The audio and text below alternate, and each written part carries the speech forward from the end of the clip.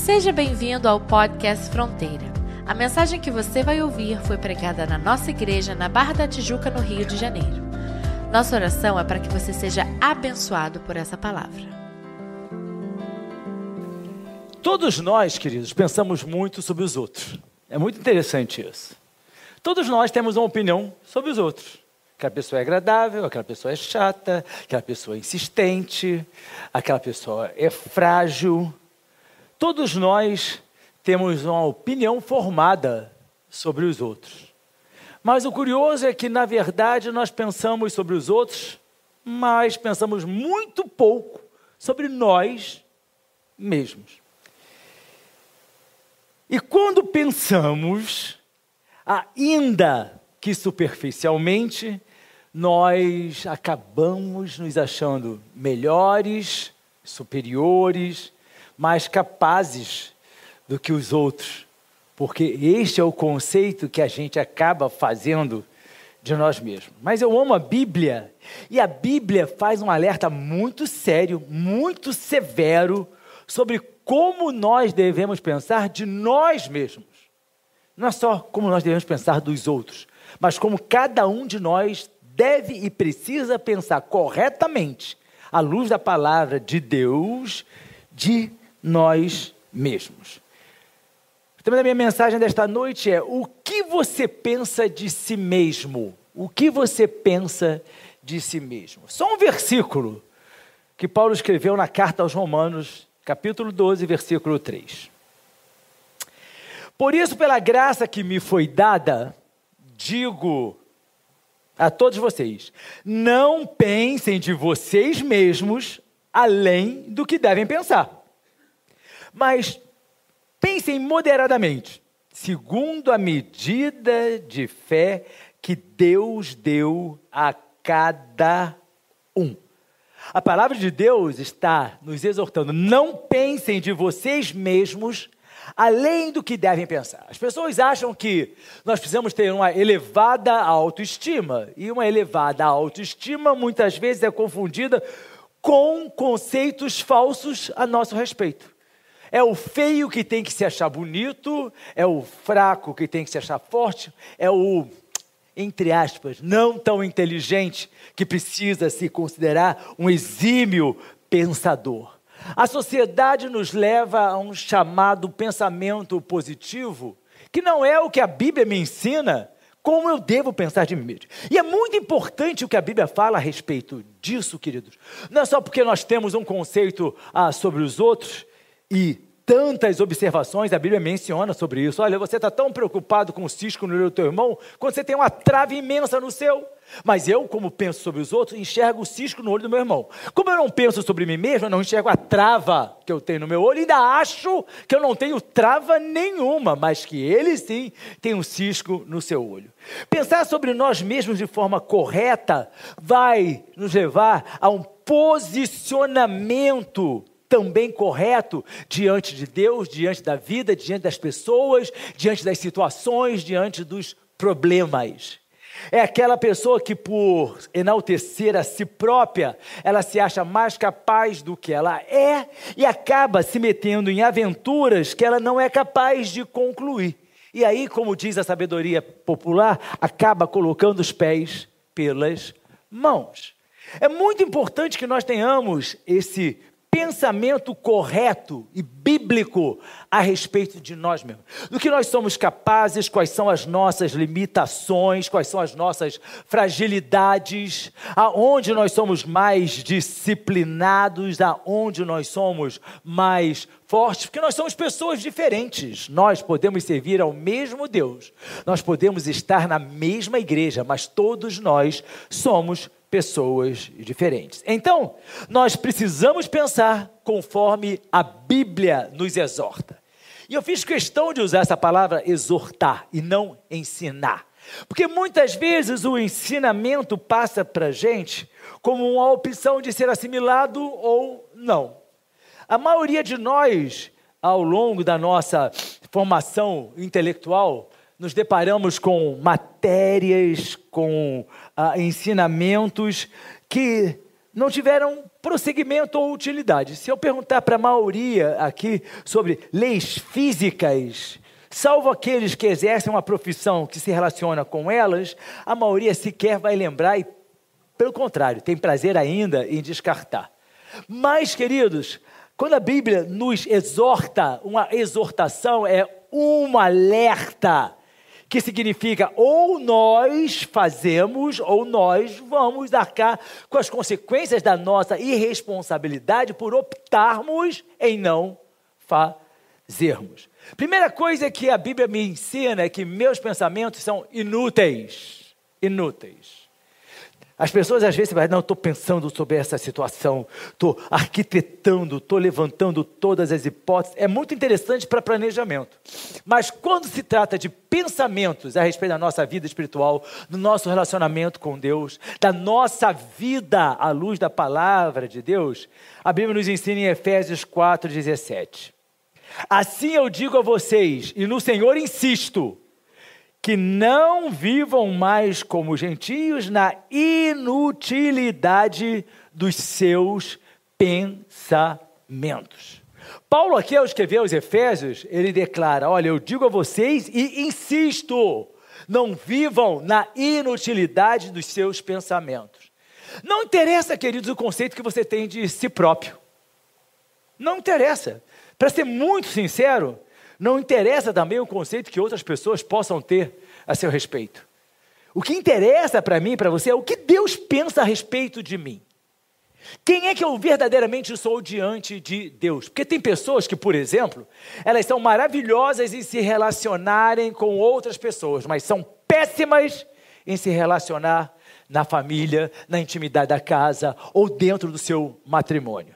Tem pessoas que são extremamente alegres no convívio com outras pessoas em diversos ambientes, mas que quando se veem na intimidade da casa, são pessoas voltadas para si próprias, intrínsecas, fechadas. E aí você ouve, às vezes, uma narrativa de algo que aquela pessoa fez e você fala assim, irmão, mas não bate com a opinião que eu tinha dela por aquilo que ela me mostrava ser e, na verdade, ela não o era. Então, a primeira coisa que nós precisamos ter latente em nossas mentes é o que Deus pensa de mim? O que Deus pensa de mim? As pessoas se preocupam com o que meu chefe pensa de mim. Porque o meu chefe pode me promover, promoção significa dinheiro. O que meus amigos pensam de mim? Porque eu quero que eles pensem de mim de uma forma em que eu seja aceito, que eu possa receber convites para uma sociabilidade agradável. Nós estamos sempre preocupados com o que os outros pensam a nosso respeito. Mas o que Deus pensa de mim e de você? O que Deus pensa de nós como crentes? O que Deus pensa de nós como filhos? O que Deus pensa de nós a respeito da nossa fidelidade a Ele? O que Deus pensa de nós a respeito da verdade da vida que nós deveríamos, em hipótese, de forma concreta, também viver para Ele, diante dEle e com Ele? Inutilidade. Sabe o que é coisa inútil? É aquilo que a gente descarta, só serve para lixo. Se você, eu espero que você não seja um acumulador, porque o acumulador é um doente, precisa de tratamento. O que é um acumulador? Aquela pessoa que guarda tudo, não joga nada fora, porque ela sempre acha que um dia aquilo vai ter utilidade. Aí guarda parafuso, guarda caixa de pizza, porque ela acha que um dia vai ter utilidade. Não, Silvia, você não é acumuladora não. Você sempre tem utilidade para as coisas diferentes. Você coloca a sua criatividade a serviço que você encontra. Que a Silvia é capaz de olhar um papelão no chão e ver aquilo uma obra de arte. Aí é totalmente diferente. O acumulador não. O acumulador ele guarda porque ele tem medo de precisar no futuro e não ter. Mas nós precisamos, queridos, na nossa vida prática, porque o evangelho é prático. As pessoas acham que quando nós estamos falando de assuntos religiosos, eu não gosto nem dessa palavra religiosidade, porque religiosidade invoca legalidade, invoca a formalidade, invoca cerimonialismo, e não é assim que a gente se relaciona com Deus. O evangelho é extremamente prático. O evangelho não é teórico. É que eu sempre digo, porque a Bíblia também afirma isso. Não basta a gente conhecer a palavra se a gente não pratica. Até muito contundente é a fala de Jesus que diz que se a gente ouve a palavra e não pratica, nós somos mentirosos. E nós sabemos que o pai da mentira é o adversário. Então, se a gente ouve a palavra, passa a vida inteira ouvindo a pregação, a palavra de Deus, e a gente não pratica essa palavra, estamos indo para o inferno. Porque se eu sou mentiroso, a Bíblia já declara, vai para o inferno. Então, muitas pessoas estão nas igrejas indo para o inferno, porque ouvem a palavra, mas insistem no seu coração, sabe por quê? Elas pensam o seguinte: não, é da forma que eu quero, é da forma que eu acho, é dentro dos meus conceitos, é como eu penso, então está pensando de forma errada.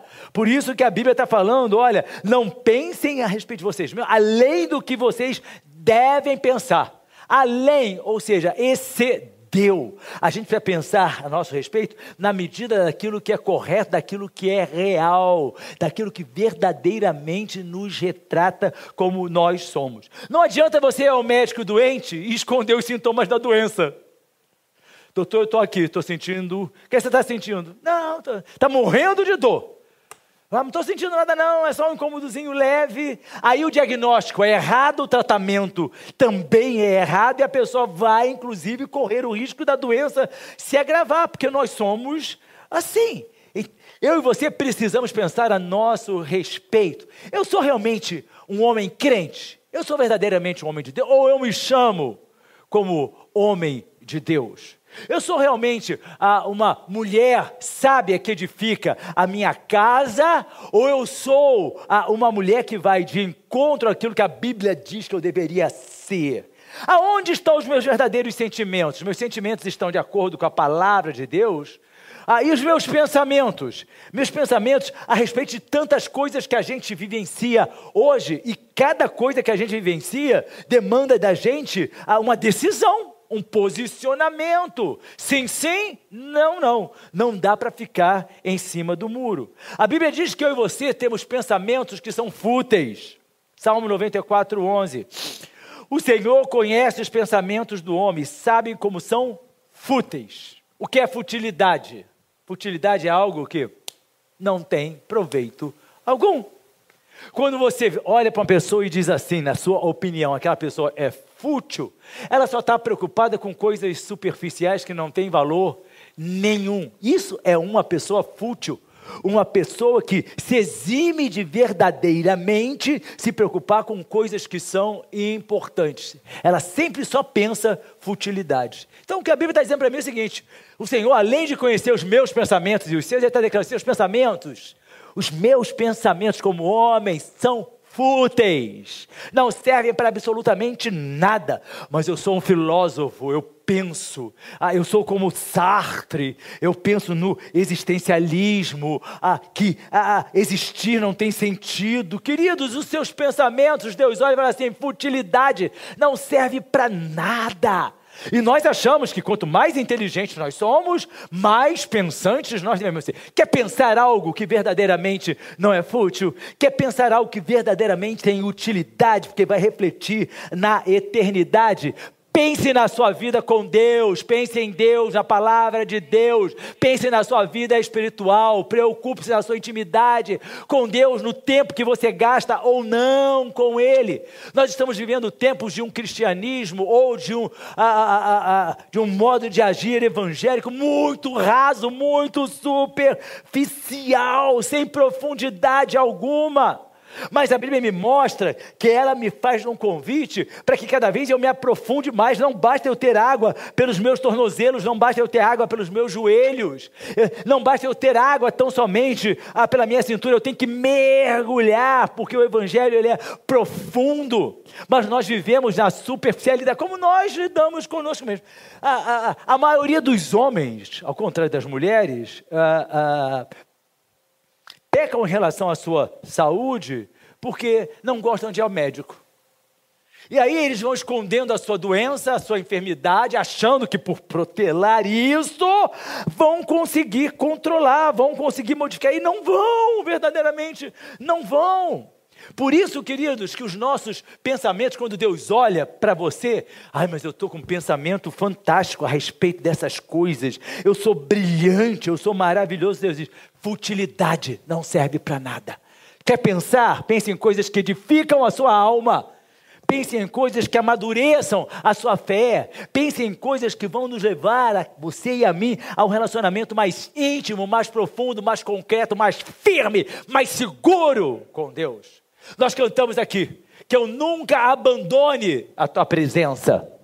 E essa é uma oração que eu faço sempre, que eu nunca abandone a tua presença. Sabe como é que nós não vamos abandonar a presença de Deus? Quanto mais firme nós estamos na nossa fé, na nossa convicção de que quem é Deus, de que nós estamos verdadeiramente servindo a Deus de acordo com a palavra dEle, não há como, querido, nós abandonarmos a presença dEle. Mas quando nós paramos de pensar sobre isso, a nossa fé ela vai desvanecendo. E o que o adversário mais quer é que a sua fé desvaneça mesmo. O que ele mais quer é que você esteja triste com Deus, triste com a igreja, triste com o pastor, que a sua dor, olha a minha dor, que dor imensa na minha alma, que ferida que abriram que não sara, jamais eu estou sangrando. Enquanto isso o adversário está batendo palma, porque você está pensando coisas que são fúteis, coisas que não edificam. Eu e você precisamos saber o seguinte, queridos, muitas pessoas feriram a minha alma, muitas pessoas fizeram meu coração sangrar, eu estou aqui firme, forte, indo para o céu, e é inabalável a minha decisão. Eu não dependo de pessoas para que eu possa me referenciar em relação a Deus, porque as pessoas acham o seguinte, eu sou exclusivamente meu.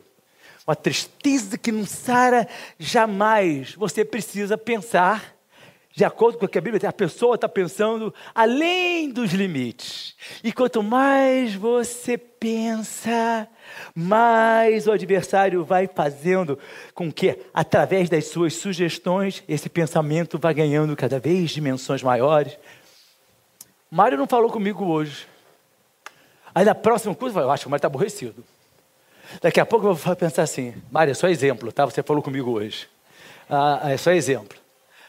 Daqui a pouco eu estou dizendo assim, eu acho que o Mário não gosta de mim. Aí meus pensamentos vão.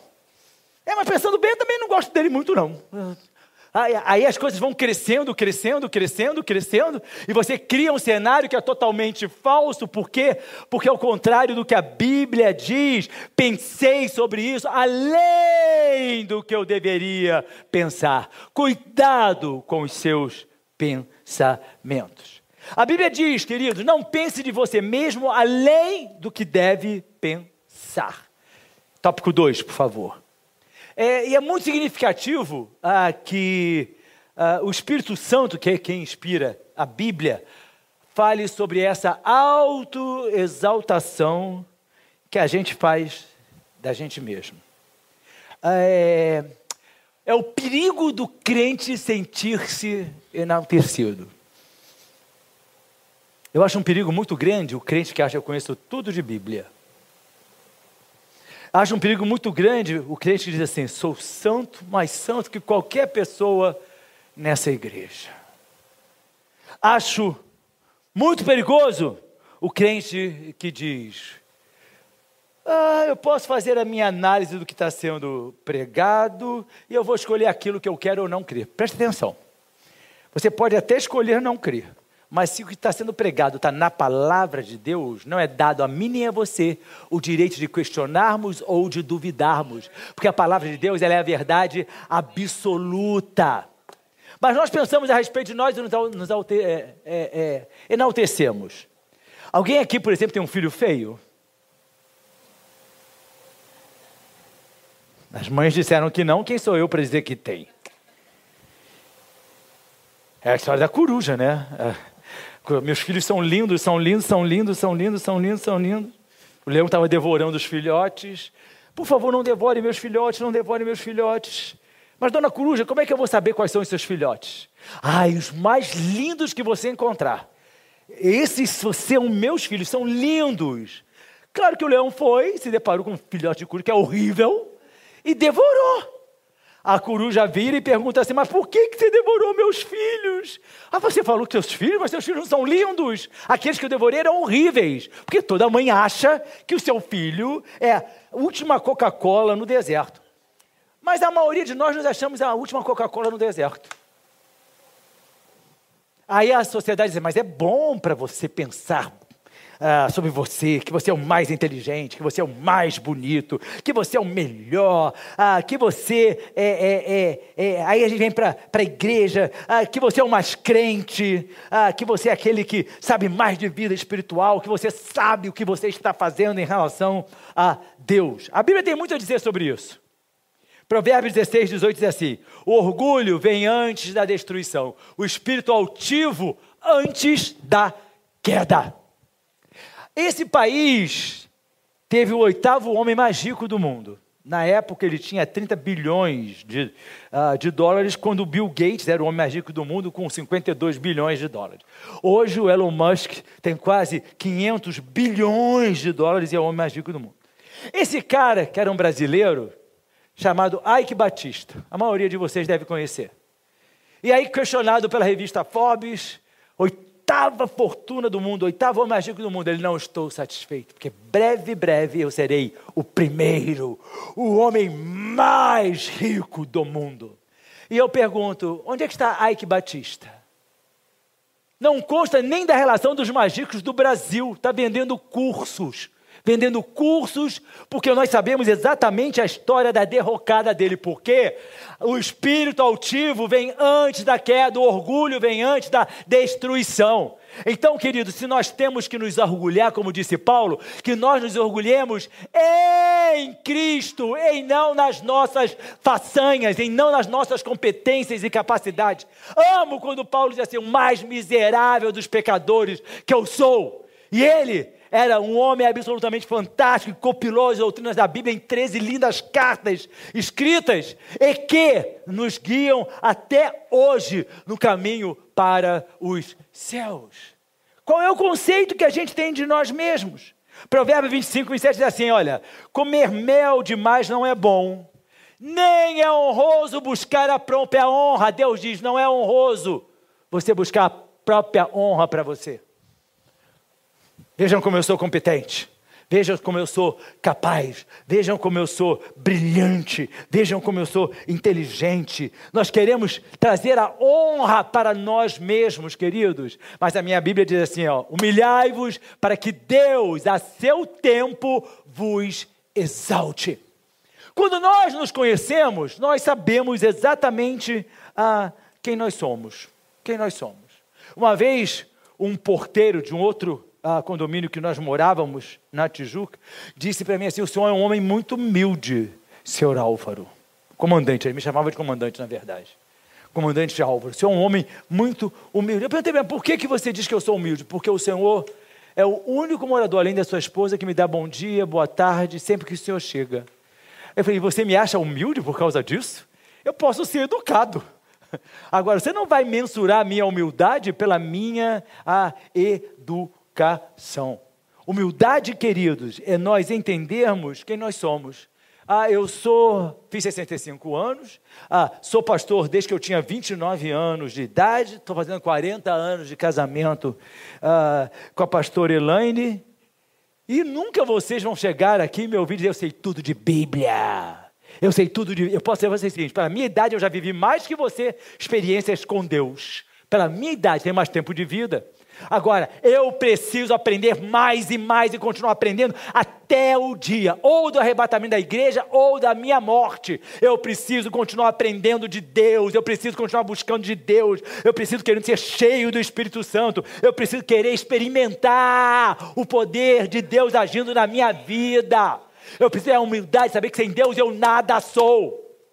Há uma canção antiga que diz assim, nós nada somos neste mundo, sem Deus nada podemos fazer, nem as folhas das árvores se movem, a não ser pelo seu poder.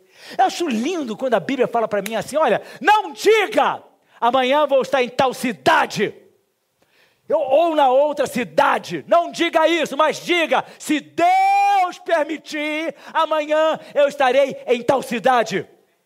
E isso, queridos, é algo que a gente precisa colocar na prática.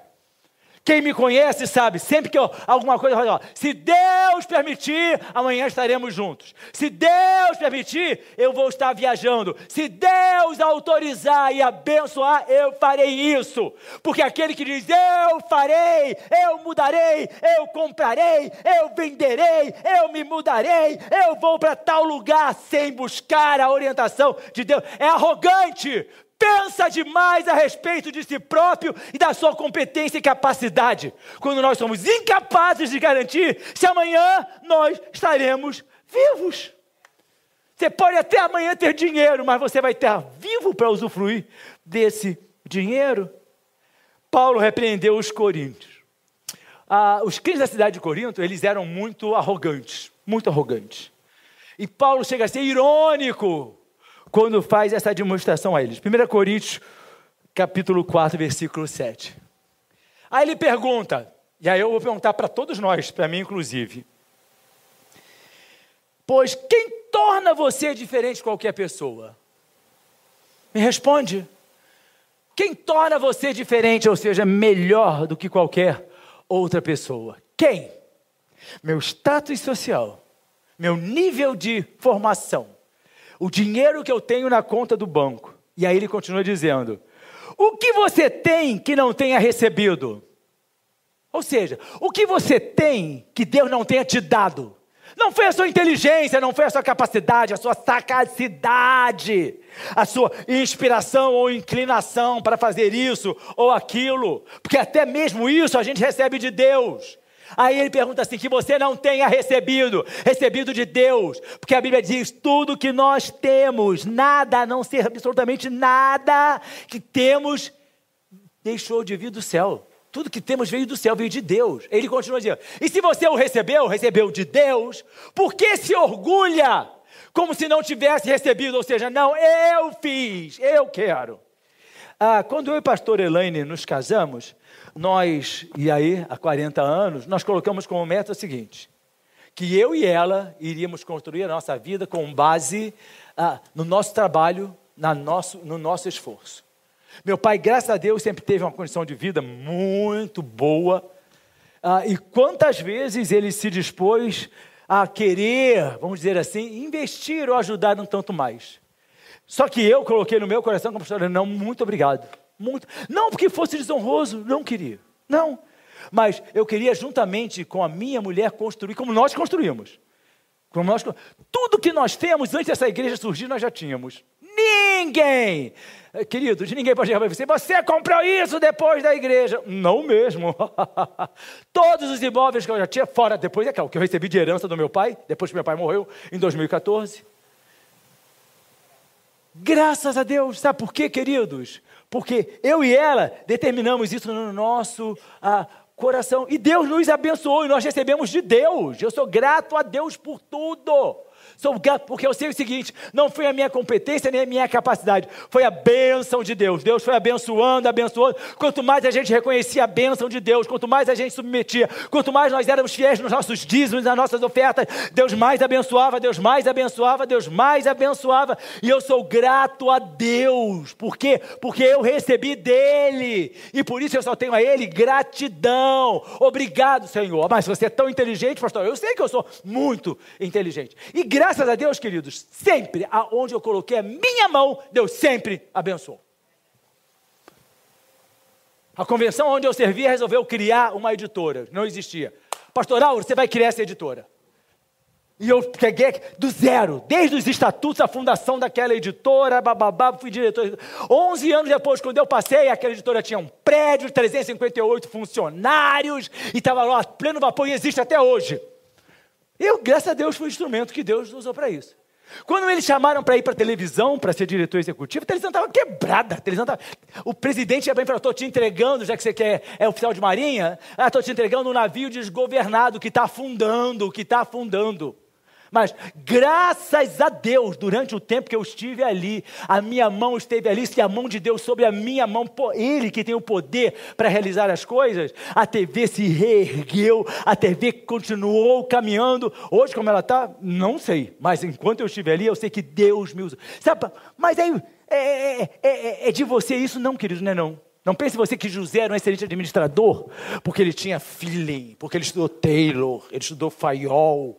Ele era um excelente administrador porque ele tinha a bênção de Deus. Quer ser próspero? Tem a bênção de Deus. Quer prosperar? Tem a bênção de Deus. Não pense, eu sou um excelente comunicador, eu sou cheio de talentos. Queridos, tem tantas pessoas que jogam futebol e bem nesse Brasil.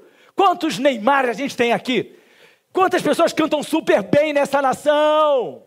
E o Mário deve conhecer muito mais do que eu. E a carreira não decola. Porque as coisas acontecem que quando Deus estende as mãos e nos abençoa. Por isso que eu preciso entender e pensar de mim mesmo. Quem é você? Eu sou dependente de Deus, da misericórdia de Deus. Eu sou dependente da graça dEle. Eu sou dependente da fidelidade de Deus. Eu sou dependente da bondade de Deus. E aí quando eu penso de mim assim, dessa forma, correta à luz da palavra de Deus, aí eu sou abençoado. Na terceira carta de João, tá? Capítulo 1, mas não é capítulo 1, porque a carta só tem um capítulo. No versículo 9, João menciona um cara que era crente, que nem eu e você. E ele diz assim, escrevi algumas palavras à igreja, mas Diótrefes, que gosta muito de ser o primeiro, entre eles, não os recebe. De novo, Diótrefes. Aqui não menciona que igreja era essa, mas João está escrevendo para Gaio, que era um querido dele, e aí ele menciona Diótrefes. Esse cara certamente se converteu, porque o nome dele significa abençoado por Júpiter. Ou seja, ninguém que está na igreja vai ter esse nome. Se converteu, e aí se tornou arrogante. E aí você continua lendo essa carta, você vai perceber que ele... excluía todos aqueles que discordassem dele, se opunha aos apóstolos, porque ele falava assim, eu sei mais do que esses apóstolos, eu não preciso desses apóstolos, e não permitia sequer que a igreja recebesse esses apóstolos. Agora é muito triste, Diótrefes que gosta muito de ser o primeiro. Você conhece pessoas assim? Eu conheço. Conheço pessoas que querem ser o primeiro, é o centro das atenções. Só essa pessoa tem capacidade, só essa pessoa vai... E se eu sair, aí vai estremecer tudo. Por isso que eu sempre digo, obrigado Lala, obrigado Joel e até o Rafael na oração. Não tem insubstituível na obra de Deus, queridos. Eu sei que tudo que foi dito aqui foi por amor a mim. Mas se amanhã eu disser, não vou mais ser pastor dessa igreja, Deus levanta um melhor. A obra de Deus não depende de homens, a obra de Deus depende do Espírito Santo de Deus. Essa igreja viveu momentos, e vocês deviam estar presentes aqui, num determinado momento, quem está aqui nessa igreja, 4 pessoas aqui da banda falaram assim, pastor, estou indo embora. Depois querem me convencer que não combinaram isso. Foi uma coisa assim, que brotou. 4, no mesmo culto. Acabou o culto, pastor, nós estamos indo embora. E foram. E aí na cabeça deles, assim, a banda acabou. Nós somos 4 músicos que fomos embora. Agora a igreja vai sentir falta da gente. Falta da gente? A banda está melhor do que nunca. A banda nunca tocou tão bem. A banda nunca louvou tanto. Nunca adorou tanto. Eu e você não somos indispensáveis. Aí o arrogante diz assim, que é isso, pastor? Eu sou muito importante. Querido, nós somos importantes para Deus. Nós temos valor para Deus. Mas na obra de Deus, se eu for um Diótrefes, não pense em você, que eu e você somos insubstituíveis. Se eu for embora e levar o meu dízimo, essa igreja para. Essa igreja nunca dependeu, querido. Essa igreja vive dos dízimos, da minha e da sua fidelidade, mas não depende da quantidade com que você honra a Deus com seus dízimos. Depende da bênção de Deus que é sobre esta casa. Ele é o Senhor da obra. Essa igreja nunca correu atrás de dízimos. Vocês nunca me viram aqui correr atrás de dízimos. Mas eu conheço grandes denominações que se reúnem, presta atenção, que se reúnem para analisar células. E aí a pergunta não é quantas pessoas tem na sua célula, não. Quanto é que a sua célula está arrecadando? Sua célula tem que arrecadar mais. Sua célula está arrecadando pouco. E aí a questão não são pessoas, a questão é dinheiro. Querido, o dono da obra se chama Jesus Cristo. A minha Bíblia diz assim: Ele é o Senhor do ouro e da prata, a Ele pertence o mundo e tudo que nele há. Nós dependemos da bondade, da misericórdia, da fidelidade de Deus. Você é dizimista? Eu também sou. E por eu ser dizimista, Ele abre a janela dos céus e sobre a sua vida também, e traz bênçãos incontáveis ao longo da nossa existência, porque Ele é bom, misericordioso e fiel. Quem pensa demais a respeito de si próprio, pensa assim: eu sou indispensável. Aquela igreja termina, queridos, eu e pastor Helena começamos essa igreja do nada. Zero. Nós não somos fruto de divisão de igreja não, tá, queridos?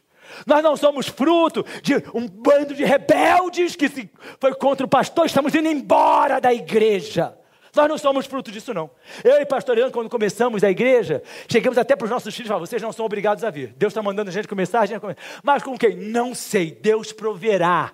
Não convidamos ninguém, e nós conhecemos muita gente. Ninguém que está aqui nessa igreja é fruto de um convite meu ou da pastora Elaine para vir para cá. Ninguém! É fruto, sabe de quê? Do convite do Espírito Santo de Deus que trouxe as pessoas para a igreja. Mas por que eu estou dizendo? Minha alegria é essa. É saber que essa obra é do Senhor. E aí tem uma canção antiga que diz também assim: essa obra é de Deus, ela não pode parar. Tira a mão do meio, senão vai se machucar. Essa obra é e ela é de Deus, ela não pode parar. Vem coisas lindas aí, queridos, que eu fico mesmo perplexo diante. Só Deus. Eu vendo americanos sendo batizados com o Espírito Santo, jovens falando em línguas estranhas no chão, cheios do poder de Deus. E aí, querido, eu falei: obrigado, Senhor, porque aquela obra que começou lá no Le Monde há 16 anos atrás, está aqui, resultado, fruto, pessoas batizadas, sendo salvas, pessoas que foram levadas para outro país para serem alcançadas com o Evangelho. Vocês viram aqui, pastores de Portugal, pastores da Alemanha, pastores dos Estados Unidos, alcançando uma obra que começou do nada. Aí você vai dizer: então, sem mim essa obra vai parar, que eu vou morrer, ou você, não, se eu for arrebatado, vocês vão junto comigo, eu espero. Se eu morrer, não precisa morrer junto comigo não, pode morrer no dia que você tiver que morrer. Eu vou morrer e essa obra vai continuar avançando. Eu vou morrer, a igreja vai continuar marchando, porque a igreja não é do pastor Álvaro, a igreja é de Jesus Cristo, Rei dos reis, Senhor dos senhores.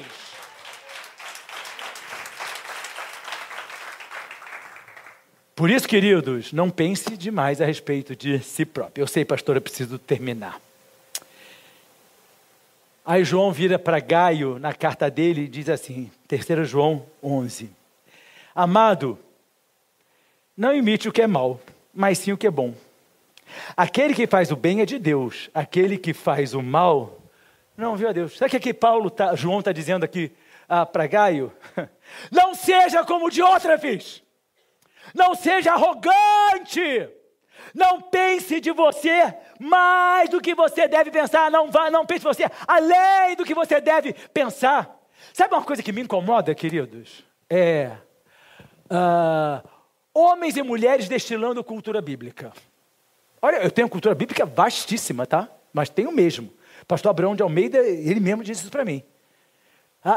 Vocês nunca vão me ver... Não, porque segundo o pensador, segundo Richard Dawkins, que é etólogo, e ele escreveu a respeito... Eu quero coisas práticas, O que adianta você ter um livro de receitas se você não cozinha? Vai comer as páginas do livro? Eu quero comida, eu quero transformar aquilo em comida que alimente, eu quero alimentar a minha alma. Então, queridos, ficar discutindo, a inteligência, o pensador tal, tem igrejas que só pregam isso. Aí é uma massagem no ego tremenda, porque eu entendi, eu sou brilhante, eu sou inteligente. Aí a minha Bíblia diz assim, porque Deus aniquila a inteligência dos inteligentes. E eu estou confortável para falar isso, porque eu sou uma pessoa extremamente inteligente. Não preciso de você para me dizer isso, porque eu sei que eu sou. Porque eu penso a respeito de mim mesmo. Aí, queridos, João está dizendo assim, Gaio, não sejam idiotas, não seja. Por que, meu filho? Porque aquele que faz o bem é de Deus. Ou seja, aquele que faz aquilo que é correto, segundo a Bíblia, é de Deus. Mas aquele que faz o mal, ou seja, que vai de encontro à palavra de Deus, não viu a Deus. Quem não observa a Bíblia, não viu a Deus. Por quê? Mas é a palavra. Ué, a palavra é o verbo estava com Deus, o verbo era Deus e o verbo se fez carne e habitou entre nós. Deus se revela através da sua palavra. Jesus Cristo é a encarnação da palavra dele.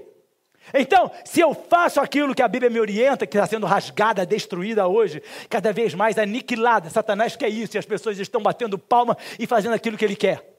Querem que as pessoas desacreditem na palavra. Queridos, presta atenção. Pegar um querido que eu tenho em consideração como todo, sei lá, um Tiago Normando. Tiago Normando virar para mim e falar assim, pastor, pode deixar que eu vou ver isso? Eu sei que ele é um homem de palavra, eu vou ficar tranquilo. Mas, presta atenção, se amanhã alguém, fala, pastor, pode deixar que a pessoa não faz. Aí de novo não faz, na terceira vez é que a pessoa fala assim, pastor, pode deixar que eu falo, não, vou ver uma outra pessoa, porque eu sei que esse aí só tem papo. Conhece pessoas assim? Que só tem papo? E Deus não trabalha com esse tipo de pessoa. Deus não trabalha com esse tipo de pessoa. Eu e você precisamos ser aquilo que Ele quer que nós sejamos. Para terminar, porque a hora não vai me permitir avançar mais. Pense em você, queridos, como cidadão dos céus. Eu vinha no avião, agora com a pastora Elaine, e aí um jovem sentou, para mim é jovem, né? 40 e poucos anos é jovem. O pessoal do front dizia assim, nossa, que velho. Queridos, mas o Front Júnior olha para vocês também e diz, olha que velhos. Tio Joel, tia Lala, tio Cé. Natan tá aí, Joel. Não era tio Joel, Natan? Pois é. E aí ele começou a falar a respeito dos Estados Unidos, estava vindo ao Brasil, ele é brasileiro, tal, visitar a família e tudo mais. É óbvio que ele era legalizado, porque senão ele estava saindo, não ia voltar, né? Óbvio. Porque agora está realmente uma caça aos imigrantes ilegais e guardadas as devidas proporções e razões, queridos. Tá? Não tem crente que me convença que Deus mandou um crente para um país de forma ilegal que depois Deus vai legalizar. A minha Bíblia não me ensina assim. Se Deus vai mandar, Ele vai dar as condições. Se Deus vai mandar, Ele vai dar as condições. E aí ele falando da quantidade de brasileiros ilegais que ele conhecia, que etc. Que ele fala assim, como viver num país sem ter a segurança da cidadania? O que vai trazer? As leis, os deveres, mas vai trazer também os direitos. E é o que a Bíblia fala, olha, eu e você, queridos, você vai ser, eu sou cidadão brasileiro, eu sou cidadão português, não caiu não, pode deixar, só balanço, mas não caio. Eu conheço meus direitos, mas também conheço meus deveres. E a Bíblia diz o seguinte, olha aqui, pense em você como cidadão dos céus. Filipenses 3:20 diz assim, a nossa cidadania, porém, está nos céus, de onde esperamos ansiosamente o Salvador, o Senhor Jesus Cristo. Você pensa em você como cidadão dos céus?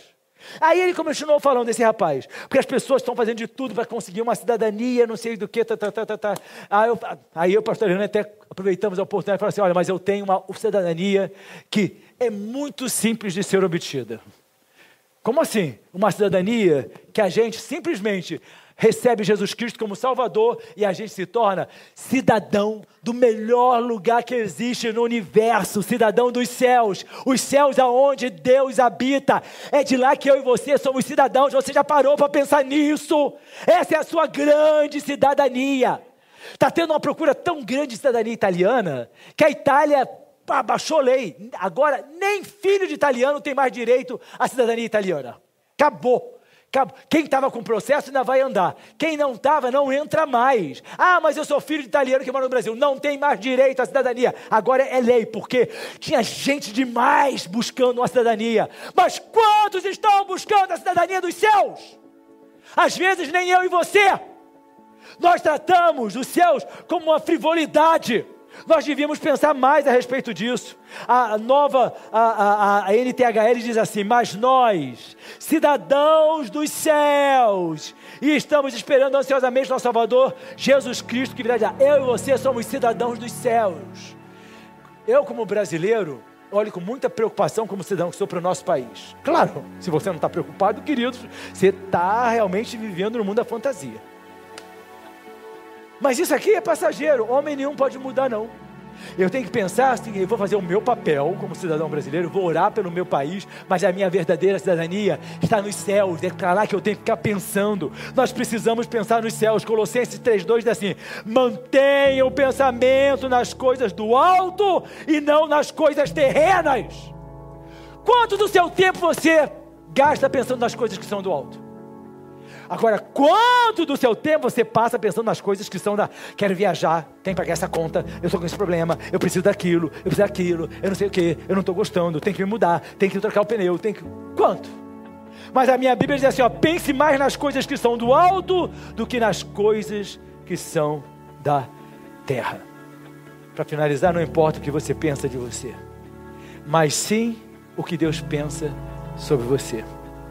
Isaías 55, 8 e 9 diz assim: pois os meus pensamentos não são os pensamentos de vocês, nem os seus caminhos são os meus caminhos, declara o Senhor. Assim como os céus são mais altos do que a terra, também os meus caminhos são mais altos do que os seus caminhos, e os meus pensamentos mais altos do que os seus pensamentos. Que nós possamos ter isso guardado como certeza no nosso coração. Aquilo que Deus pensa a nosso respeito. Temos um valor tão grande para Deus, que Ele deu o seu Filho único para morrer no meu e no seu lugar. Somos tão preciosos para Deus que Ele nos quer junto a Ele por toda a eternidade. Somos tão insignificantes nesse vasto universo que a gente também não pensa a respeito. Porque quem pensar muito a respeito do universo vai enlouquecer, porque não tem como assimilar a grandiosidade do universo, e Ele nos quer junto a Ele. Você e eu temos um valor para Deus, mas que esse valor seja atribuído por Deus e não pelos meus pensamentos a meu respeito. Deus nos abençoe em nome de Jesus. Se quiser saber mais sobre nós, visite nosso site fronteira.church ou baixe nosso app Fronteira. Que Deus te abençoe.